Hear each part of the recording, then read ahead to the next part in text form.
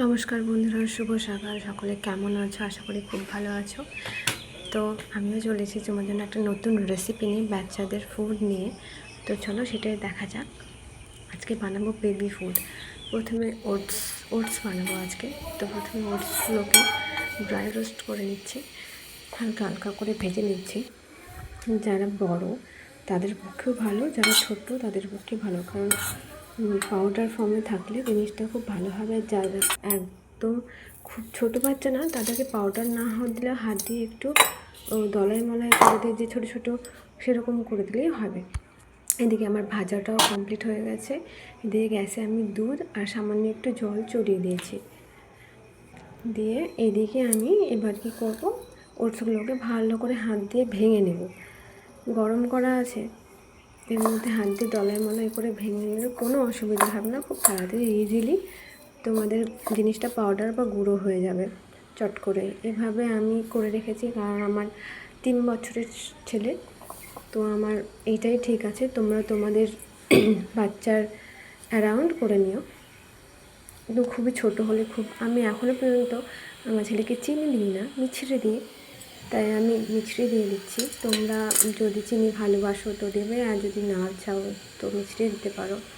মিছরিটাও খুব ভালো। দেখছো আমার দুধ এদিকে ফুটছে, এর মধ্যে আমি একটু মিছরিটা দিয়ে দিলাম, দিয়ে একটু নেড়ে নেব। এটা ভালো করে মিছরিটাকে প্রথমে আমি গলিয়ে নিই।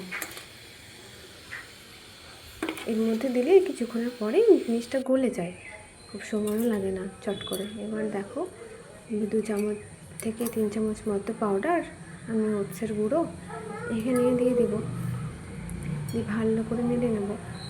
ভালো করে ফুটাতে হবে, এটা 2 থেকে 3-4 মিনিট অবধি ভালো করে সেদ্ধ করতে হবে।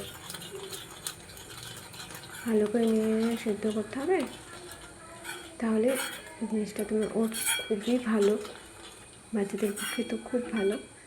আমি খাওয়াচ্ছি, কিন্তু আমার বাচ্চার শরীর তো সেই আছে। এখন দেখো আমাদের ঘনত্বটা এরকম আঠালো হয়ে এসেছে। যারা হালকা পাতলার মধ্যে রাখতে চাও তারা হালকা পাতলার মধ্যে রাখবে। আমি এরকম রেখেছি, কারণ একটু পাতলাই রেখেছি, কারণ এটা ঠান্ডা করলে আবার একটু জমেও যায়, বাচ্চা খেতে তখন একটু অসুবিধা হবে। তার থেকে আমি একটু হালকা রেখেছি, কারণ ঠান্ডা হলে এই জিনিসটা জমে যাবে। তার জন্য দেখতেই পাচ্ছ কতটা জমে গেছে, জলটা টানা হয়ে গেছে। তো এবার আমি আমার বাচ্চাকে খাইয়েও দেখাবো। তো তোমরা যদি চাও, পছন্দ করো, তো অবশ্যই বাচ্চাদেরকে খাওয়াতে পারো। আর এই ভিডিওটা যদি ভালো লেগে থাকে তাহলে লাইক, শেয়ার অ্যান্ড সাবস্ক্রাইব করে দিও। দেখা হচ্ছে আবারও একটা পরের ভিডিওতে। বাই।